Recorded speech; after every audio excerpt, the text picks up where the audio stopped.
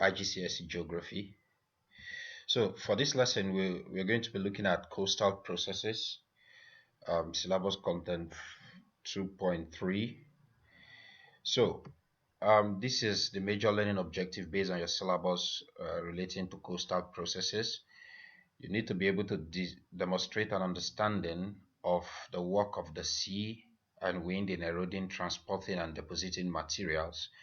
So we're also going to describe and explain the formation of the landforms associated with these processes of erosion, transportation, and deposition. And the major features that we'll look at is cliff, wave cut platforms, caves, arcs, stacks, storms, bays, and headlands around the coastline. So look at beach, spits, and coastal sand dunes. So you can pause it and go through the learning objective or based on your syllabus content.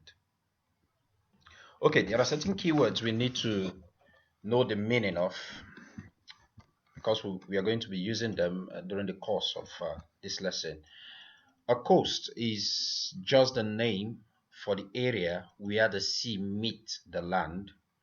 Now, there are certain words attached to a wave or a coast. And first, we have a fetch. Is the amount of open water over which the wave has passed. Swash is the movement of water up the beach.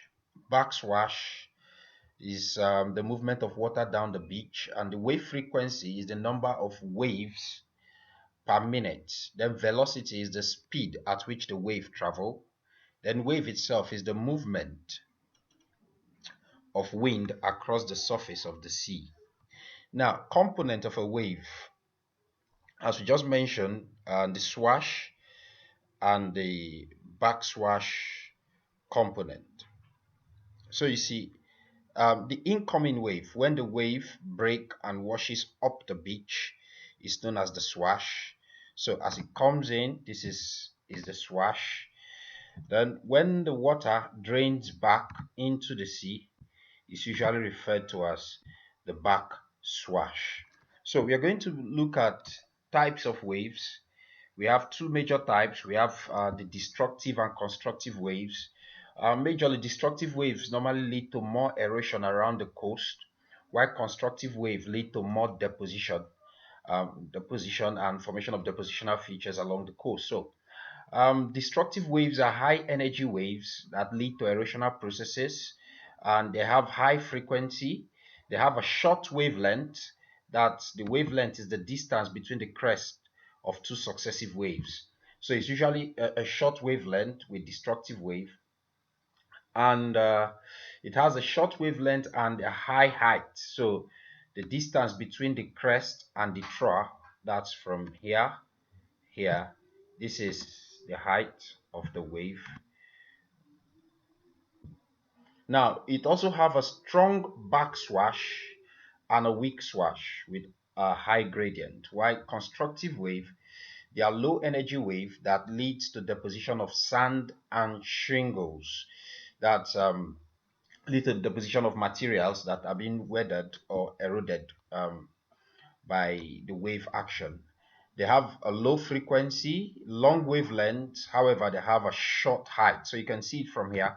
The distance between the two crests of the wave is longer than in destructive wave, but however, it has a short height in terms of wave, and it has a weak backswash but a strong swash. So the strong swash bring the materials up the coast, and the backswash will not have enough energy to take the materials down back into the sea or into the ocean, and it also have a low gradient. So so this is more like a description of how it works.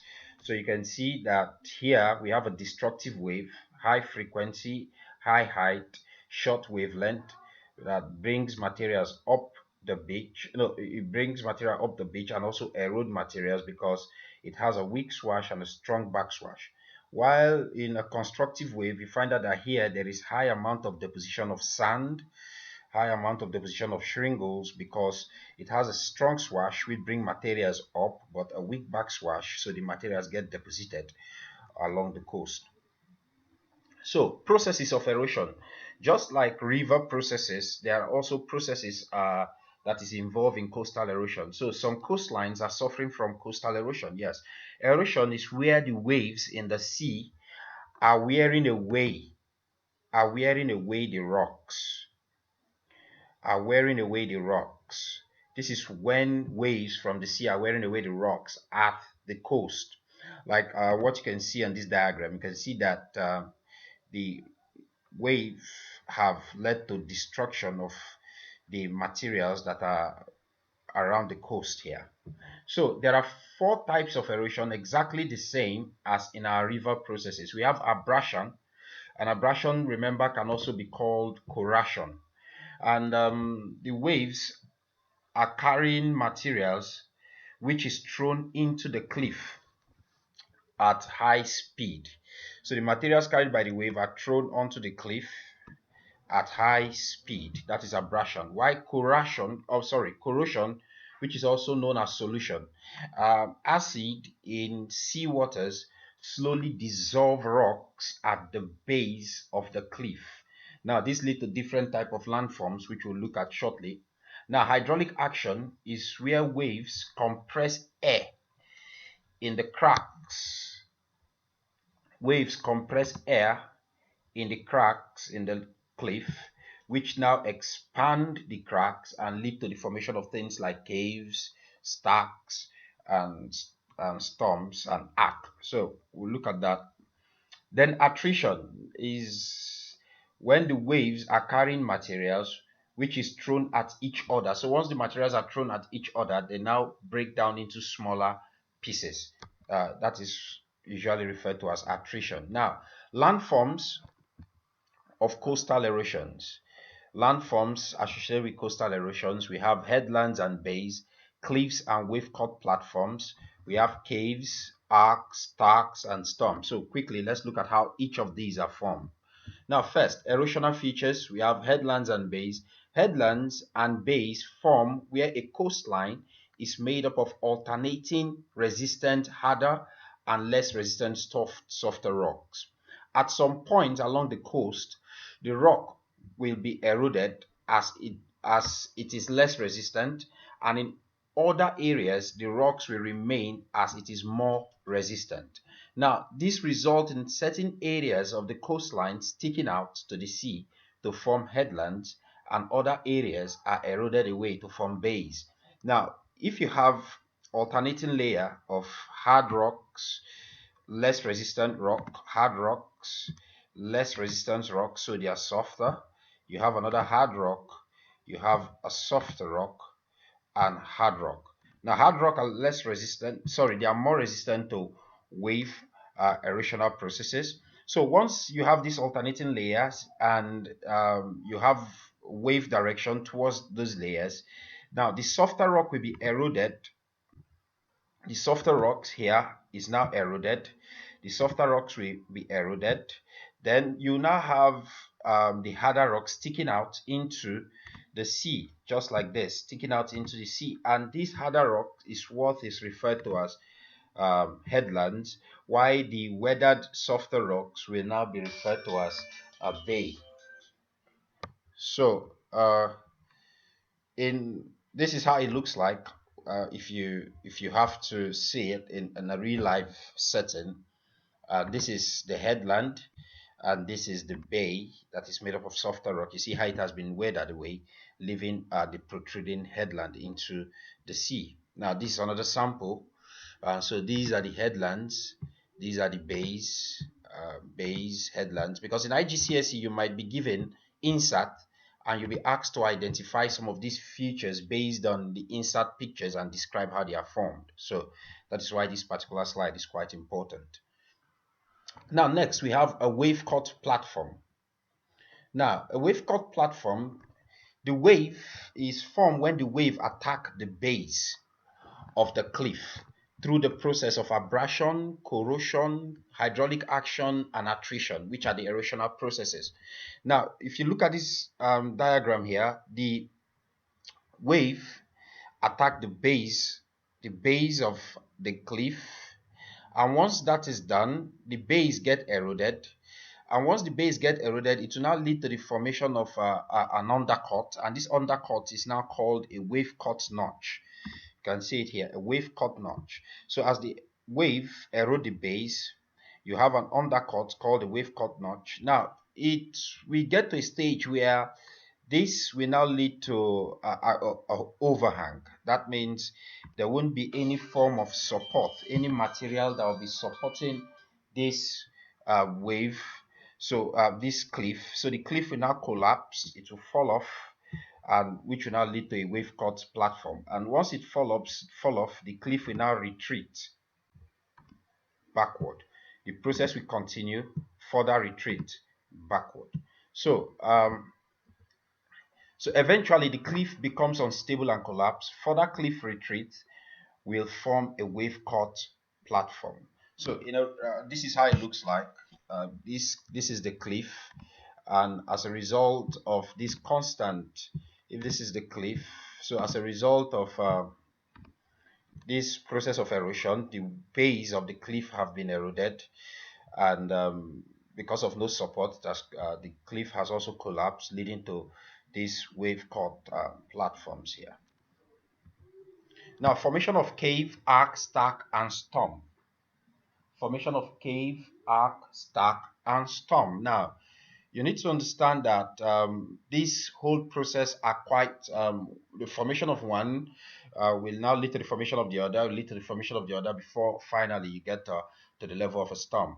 Now, quickly, you see large cracks are open on the cliff, the base of the cliff here. You have a large crack opened, and this large crack is usually due to hydraulic action when air is trapped within the cliff, and which cause further erosion. So once this crack is formed, then the second part is the crack grows into a cave by further hydraulic action and abrasion process. Now, abrasion is when materials carried by the sea is thrown against the cliff. So once that is done, it will now increase the size of this crack. Now, the crack is what now grows into a larger size and becomes a cave. Now, once the cave grows and break through the headland, so it breaks through this headland that at this point you can see the other part of the sea. This is now called an arc. Now, because this part of the headland no longer have any form of support, the headland or the arc will now collapse. The arc is eroded and it collapses due to gravity. And once that is done, you now leave this formation standing. This is the collapse arc here. Now, this leaves a tall rock, which is now called the stack. So this is now a stack. And further erosion of this same cliff, it will now lead to, it will collapse, and the stack get eroded. Once it collapses, it will now leave the last formation called a stump. So you just need to understand that one of this process leads to the formation of the other process. Hydraulic action create a crack. The crack get wider by hydraulic action and abrasion. Now this wider crack on the cliff forms a cave. Further erosion of this cave will now lead to a break through the headland, and once that happens, it gives you an arc. Now, due to gravity, the arc now collapses, leaving behind a stack. Now, the stack can now get eroded, collapse further, leaving behind a stump. Okay, now in a real life scenario, this is how it looks like. So you can see here, we have more like a mini cave, a crack developing into a cave. Then this, we now have an arc here. So this is an arc. So at this point, if this is an arc, a cave, this part of the arc now collapses due to gravity, leaving behind a stack. Now, this stack itself, due to further erosion, collapse, leaving behind a stump.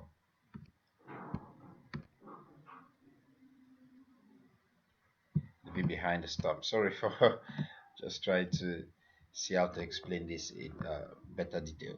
Meanwhile, the cliff is still here. Okay. So, transport system within the coast. Now, how the sea moves its loads is just the transport process. Now, sea transport material through longshore drift. Through longshore drift. In the exam question, you might be asked, describe the process of longshore drift. So, simply, you see, transport by the coast, the mud, the sand, the shingles, which are pebbles and stones carried along by the sea, are called its load. Now, the load is moved as follows. First, up the shore by the force of incoming wave, swash, move the load up the shore, and back down the shore by the pull of retreating wave, known as the backwash. Now, along the shore by the process known as longshore drift. Now, how does this process of longshore drift, how is it formed? How does it occur? First, the wave approached the shore from the side. Now, the swash of each wave pushes materials up the beach at an angle. So, if you look at this, if this is the material, the swash brings this material up the beach, incoming wave, at an angle. Once it reaches, it brings this material at an angle. Now, the backswash, each backswash drags the material straight down back into the beach at 90 degrees. Back down like this at 90 degrees. So it is vertical. Now, this process repeats itself, forming a zigzag in a zigzag manner to transport this material from point A to point B along the coast. Now we have coastal depositional features. Now, sediment may deposit in sheltered areas where land has a lower gradient. So where the land have a lower gradient, you expect that sediment to be deposited, and this lower gradient is caused majorly by constructive waves. Now, landforms of coastal deposition, we have beaches, spit, tombolos, and bars. So let's just quickly look at how they are formed. Now, development of beaches, not the BITCH, though this is actually a beach, BEACHES. Sorry for the pronunciation. Now, powerful swash moves material up the land. So you have a strong swash which moves materials up the land. Then weaker backswash does not have sufficient energy to remove this material that have been moved up the land. Therefore, the beach materials build up over time and the profile of the beach becomes more gradual. Now, this gentle slope reduces the speed of the wave and causes further sedimentation of materials. Now, materials is also deposited around shelter bays. That is, we've already described how a bay is formed. So, now this deposited material is what will now lead to a beach. Now, so next, let's look at spit, bars, tombolos. Now, this is, I normally try to look at it as the same, as similar to cave, arc, stack, and stump, because one lead to the other. So that's similar in terms of depositional features. Now, you see, spit. A spit is a narrow ridge of sand or shingles, one end juts out into the sea while the other end is connected to the land. So this is a spit. One end is into the sea while the other end is connected to the land. And this is usually formed as a result of longshore drift. So longshore drift stops when it reaches a sheltered bay or other sheltered places. Now, the material carried by the longshore drift is deposited around the sheltered bay at these places and may build up gradually to form a spit like this. Now, why a bar is formed, a bar is a narrow ridge of sand or shingles which seal off the mouth of a bay. So when you have two headlands that are now connected together by these deposited materials, it now leaves the bay behind, so it completely seal off the bay. Now this is usually referred to as a bar, and it now leads to the formation of a small lake behind it. This small lake is usually referred to as a lagoon. Then we have a tombolo. A tombolo is a narrow ridge of sand or shingles which join an offshore island to the mainland. So if you have an island here, an offshore island, so it's not on the shore, it's in the sea, and this is the mainland here.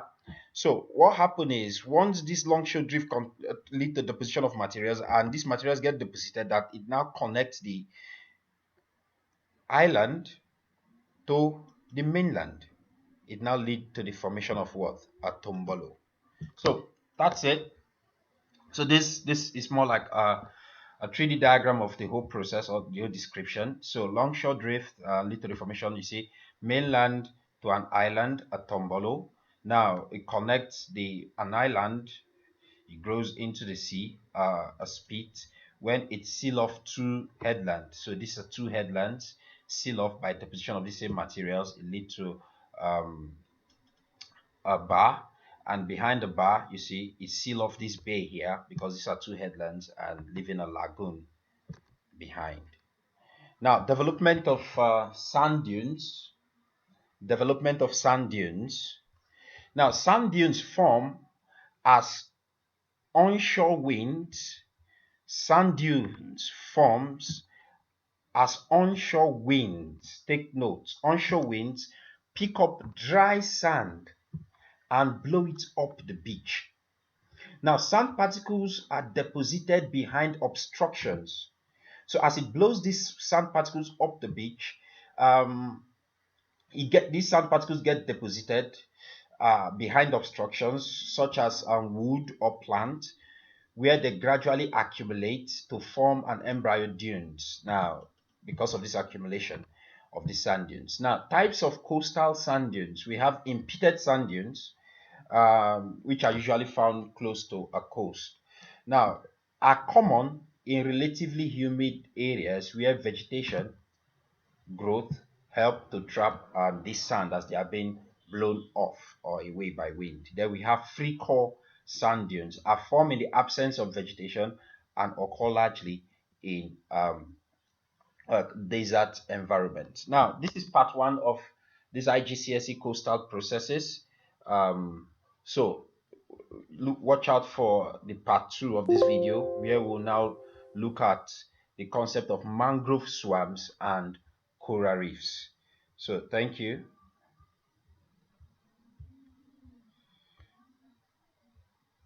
Stop.